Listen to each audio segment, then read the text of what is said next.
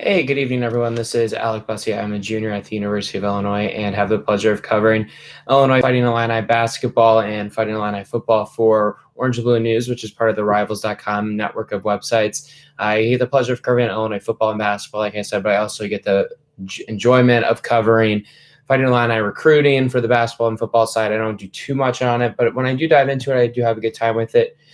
What we're going to discuss tonight is the Illinois basketball season, of course, that came to a screeching halt on Sunday with their loss to 8 seed Loyola Chicago in the round of 64 in the NCAA tournament. But before we get to that, I just kind of want to recap the season, how we got to this point. And then before I let you guys go tonight, I don't want you guys to have to deal with this on an all negative tone.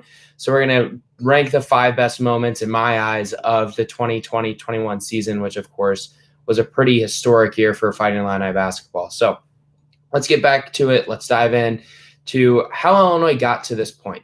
So I think it was July 31st. I would assume I have his tweet notifications turned on, or at that point I had him turned on. That way, whenever he made his final announcement as whether or not he was going to stay in the NBA draft or decide to come back to Illinois for a junior season, I was going to be one of the first people to find out. So he puts out his video and he announces he's coming back to Illinois for a junior season. And then the following day, Kofi Coburn, Illinois' big man, announces that he too is going to come back to Illinois for a sophomore season.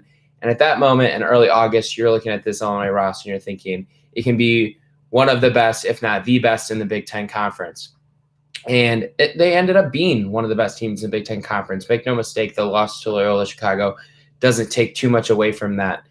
I think it really started with Illinois with a tough non-conference schedule, though. You look at it, and I know their first 3 games against North Carolina A&T, Chicago State, and then Ohio, who ended up being a tournament team led by Jason Preston and Vander Plas as well, a good 3-point shooter, and they're going to fall tonight in the tournament in the round of 32 as well to Creighton. They might have already lost, actually. But those 3 games I don't think were marquee games, but they did have 3 marquee non-conference games against Baylor, who obviously was one of the best teams in the country the entire season.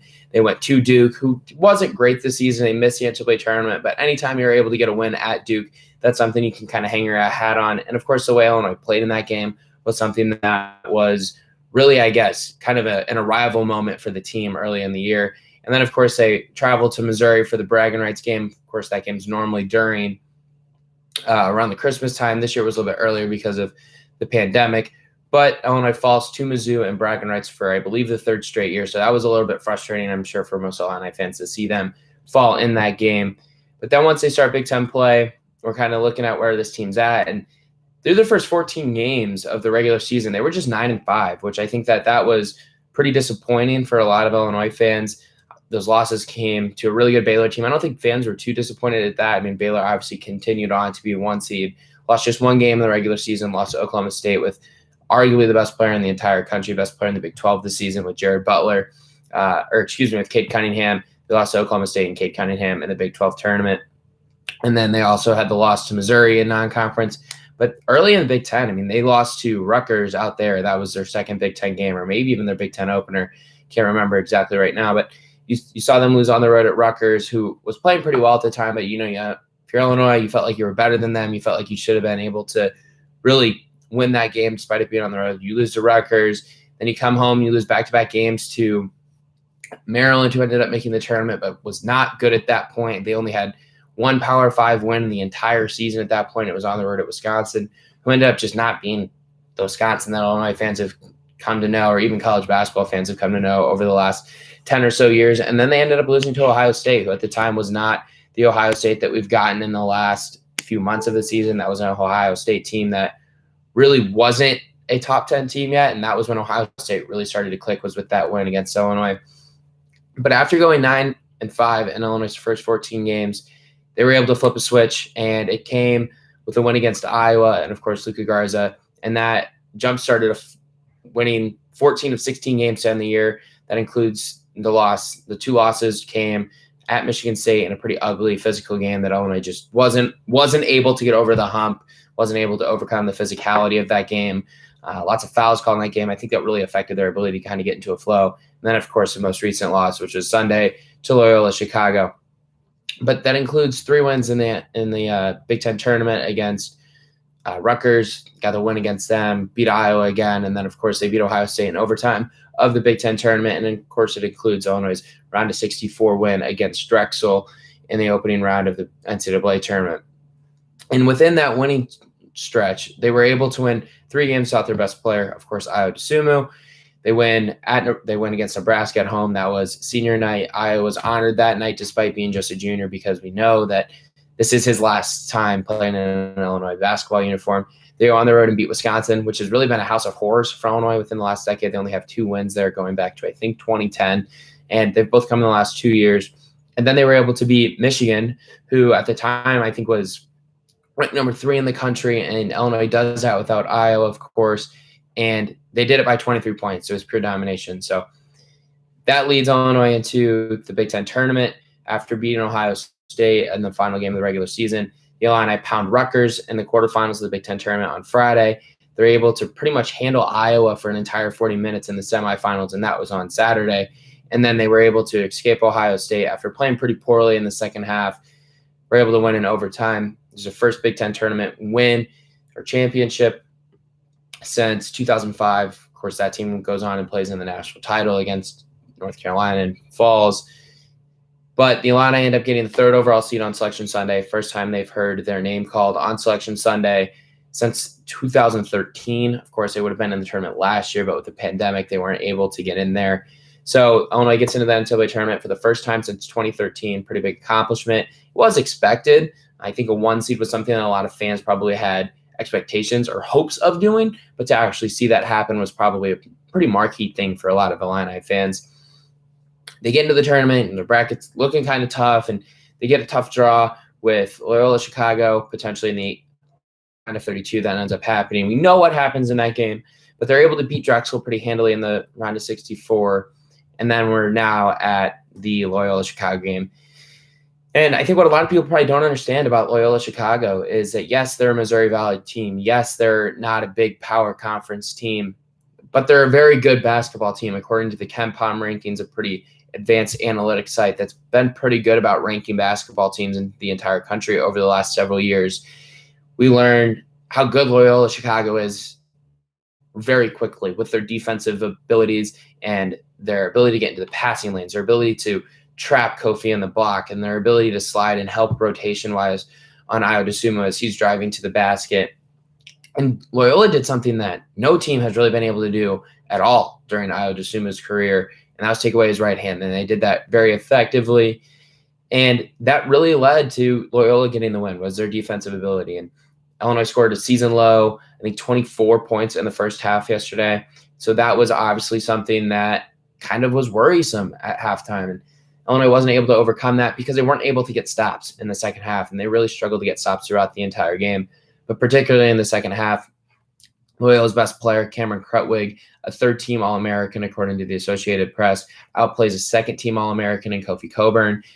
Despite his lack of size, Krutwig's only a 6'9" player, but he's very skilled, very technical, great passer, one of the best passing big men in college basketball for sure. And he was able to find guys on back cuts, driving to the basket for layups several times.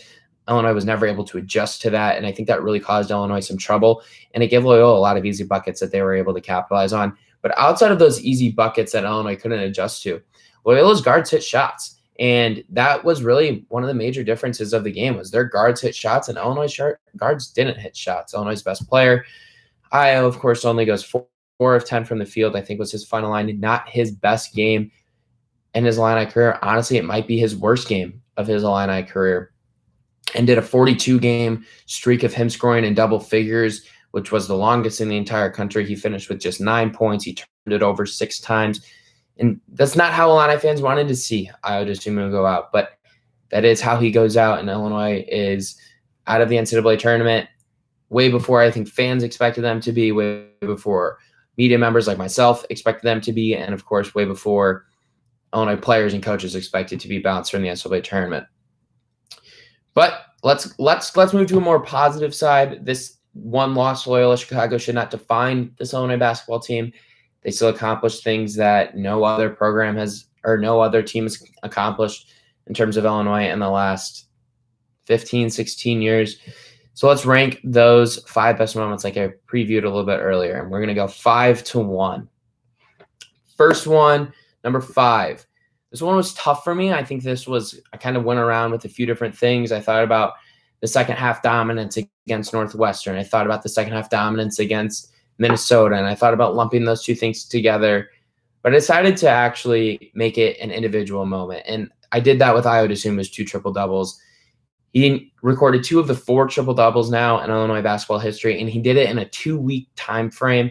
His first came against Wisconsin, where he scored 21 points. He had 12 rebounds, and he had 12 assists and a 75-60 win. It was, in my opinion, probably Ayo's best game as an Illini. The way he was able to find his teammates and get the fast break started with his 12 rebounds, but then he also scores 21 points, which was just above the season average at the end.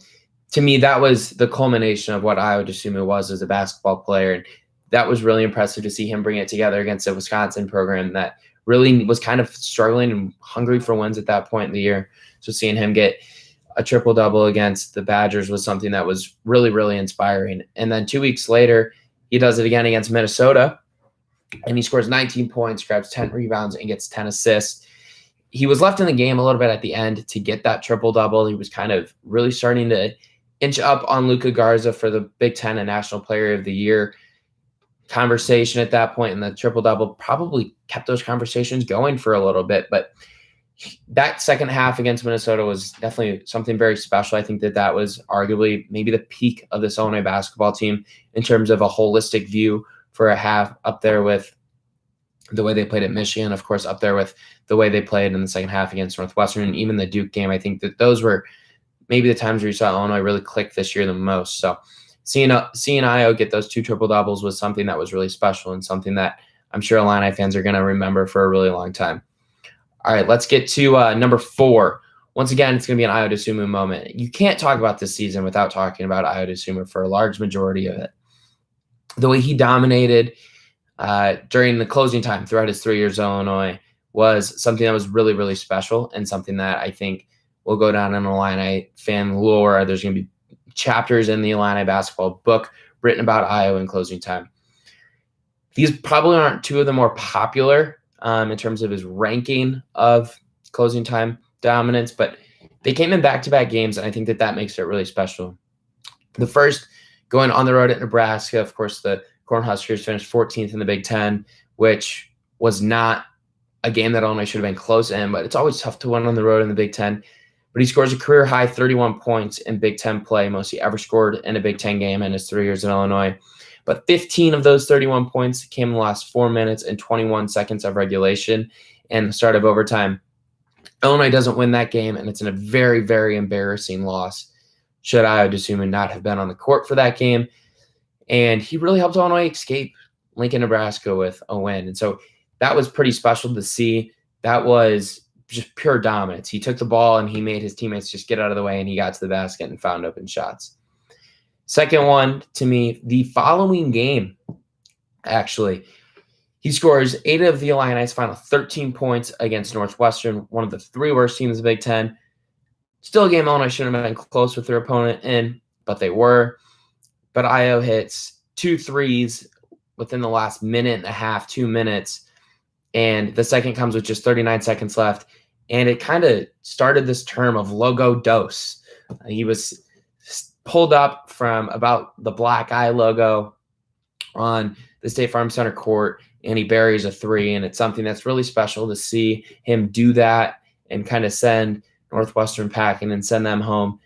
It's not his best shot as an Illini, and it's definitely not his most memorable shot, but it ended up being the last shot that Ayo Dosunmu made in an Illini uniform at State Farm Center. And that's a very fitting way for him to go out, in my opinion, is making that shot in his final game. All right, let's get to number 3. I put beating Iowa twice in this for number 3. And the reason I put this number 3 is the history behind this rivalry. It goes really far back, all the way back to the 1990s. I think maybe a little bit before that, if you really want to dive into the history there for you history buff Illini fans. But I'm going to start it with the 90s, the Bruce Pearl and the Deion Thomas beef, and Bruce Pearl pretty much lying to the NCAA about Deion Thomas receiving benefits to eventually come to school at Illinois. And of course, Deion Thomas ends up being the Illini's all-time leading scorer. But Illinois is penalized, in most people's eyes, wrongly by the NCAA, put on probation. It really kind of brought an end to the Lou Henson era as the Illini basketball head coach. Puts a little bit of a stain on the end of that era. But that rivalry gets rekindled in 2019-2020 season, which of course came to a screeching halt because of the pandemic. But before that, we were able to see Illinois play at Iowa City once, lose that game, but before the teams get off the court, Illinois assistant coach Ron Coleman gets into a little bit of a verbal shouting match with Fran McCaffrey and other Iowa assistant coaches in the handshake line. They're not being pulled apart from each other, but they are kind of being directed differently, and that kind of really rekindles this rivalry with Iowa. And then the final game of the regular season in 2020 ends with Kofi Cockburn blocking Luka Garza with that double bye on the line in the Big Ten tournament. Brad Underwood signs a blown-up poster of Fran McCaffrey for an Orange Crush fan after the game, and that gets put on SportsCenter. So that was kind of a huge rivalry. And then with Iowa getting Luka Garza to return for his senior season this year, they were able to be really good as well. And this was kind of a game that I think Illinois fans probably had circled all year, was a regular season matchup with Iowa in the Big Ten regular season. Illinois is able to beat Iowa in the regular season, gets their, at the time, second straight win against the Hawkeyes, their biggest rival, and it's a just great moment on campus. I mean, everyone was kind of excited. Everyone's really starting to get back into Illini basketball with that game. Kids are starting to get back onto campus with that game from winter break. So it's a really great moment to see Illinois get that win against Iowa in Big Ten play. But they do it again in the Big Ten tournament, and they do it in a pretty dominant fashion in the Big Ten tournament. I don't think Iowa led for more than 4 or 5 minutes of that game at most, and they were all in the first half because I know Iowa didn't get it down under a 5-point deficit until the second half of the game. They never got it under 5. Illinois is able to advance to the Big Ten championship with a win over Iowa. Kofi Cockburn completely dominates Luka Garza, likely the National Player of the Year, for basically an entire 40 minutes. Took Garza 21 shots to get his 21 points in that game. Kofi Cockburn probably has his best game as an Illini, unless he decided to come back for a junior year. I think he'll probably top that performance should he decide to come back for a junior year. But that's a conversation for a different day. And let's get to the number 2 moment on the 2020-21 Illinois basketball season. I'm going to go with beating the Michigan Wolverines, the number 3 ranked in the AP poll, Michigan Wolverines, by 23 points. Pure domination, like I said earlier, and they did it without Ayo Dosunmu. And I think what makes this moment so great is probably the fact of the backstory with the Big Ten championship at that time. Of course, Michigan has their 2-week COVID-19 shutdown due to the state of Michigan and their health protocols because of the COVID-19 variant virus that shows up in their athletic department. And Michigan's forced to go on a 2-week pause, not due to them, not due to their players testing positive for the virus, but rather because it's just pure safety. But you can't fault them for that. You can't fault the state of Michigan for wanting things to be safer there. So we won't do that. But Michigan, in a lot of people's eyes, kind of dodges the Illini game that was supposed to be played. Their women's team plays on the night that Michigan and Illinois were supposed to play. Michigan ends up pushing that game back just for a little bit of extra prep. Not the best look on Michigan's part. Don't think that's really Michigan's fault in the grand scheme of things. I think that's more on the shoulders of the Big Ten offices and Big Ten Commissioner Kevin Warren, who never really released a statement on that. Michigan ends up having an opportunity to clinch the Big Ten against Illinois, an outright regular season Big Ten championship, I might add, with a win against Illinois. And they don't do it. And they get pounded by 23 points for 40 minutes. An absolute clinic ran by the Illini without their best player. And just a very unexpected moment, of course. Ayo's out with a broken nose, out with a concussion. Just a very unexpected moment to see Illinois go in there and completely dominate a really good Michigan basketball team. So that is my number 2 moment. Number 1, I'm going to go with Illinois winning that Big Ten tournament championship against Ohio State and clinching that 1 seed, and hearing Greg Gumbel of CBS say the 3rd overall seed is Illinois, or whatever his exact words were, on Selection Sunday for the first time in 8 years.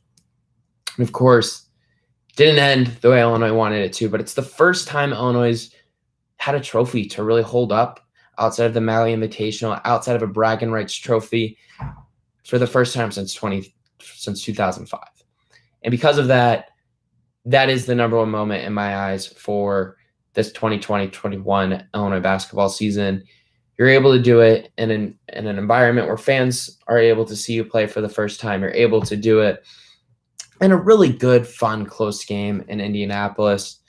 And on top of that, you hear your name called on the Jumbotron inside of Lucas Oil Stadium as Ayo Dosunmu is on the ladder, cutting down the nets from the Big Ten Tournament Championship. That, to me, is such a good moment, and it kind of shouldn't be forgotten, I guess, in terms of this 2020-21 season. That loss to Loyola Chicago should not define this season. It shouldn't. And I don't want people to forget about the great moments that Illinois had this year, because Illinois has only been a 1 seed 4 times in their entire history. And I know that this loss to Loyola is probably going to go down as one of the biggest, maybe the biggest upset in Illini basketball history. But they were still Big Ten tournament champions. They still won 20 games against Big Ten opponents. And that was, at the time, viewed as one of the best regular season conferences in the history of college basketball. So you can't forget those moments. That is all I have time for tonight, but thank you for watching. I appreciate it. And at the end of the day, I hope you enjoyed this Illini basketball season. I know I did, covering this Illini basketball team. It was a lot of fun being able to be around this team. It was a lot of fun to see this campus and this student body really adopt this team as one of their own. And it's something that I can't wait to see happen again next year. Hopefully it's another really good, exciting season for Illinois, because it does make Illini basketball much more entertaining. But thank you for watching. I am Alec Bussey, and we will see you next time.